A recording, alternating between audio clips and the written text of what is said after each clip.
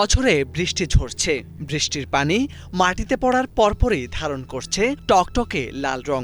এরপর সেই পানি গিয়ে মিশছে সাগরে। ফলে যতদূর চোখ যায় সাগরের পানিও রক্তবর্ণের দেখা যাচ্ছে।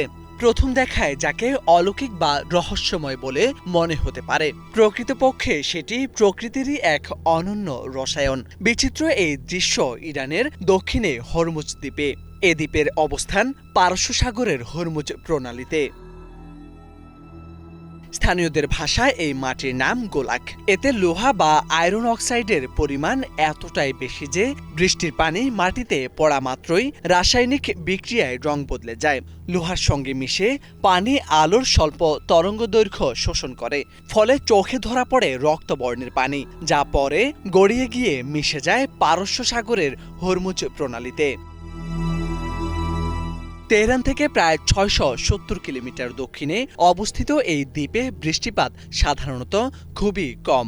মূলত শীতকাল ও বসন্তের শুরুতেই দেখা মিলে বৃষ্টির। সে কারণেই বৃষ্টি নামলেই এই দৃশ্য নতুন করে আলোচনায় আসে। পর্যটকদের অনেকে একে ডাকেন ব্লাড রেন বা রক্তবৃষ্টি নামে, যদিও বাস্তবে আকাশ থেকে পড়া বৃষ্টির পানি একেবারেই স্বাভাবিক থাকে। রং বদলায় কেবল মাটির সংস্পর্শে আসার পর।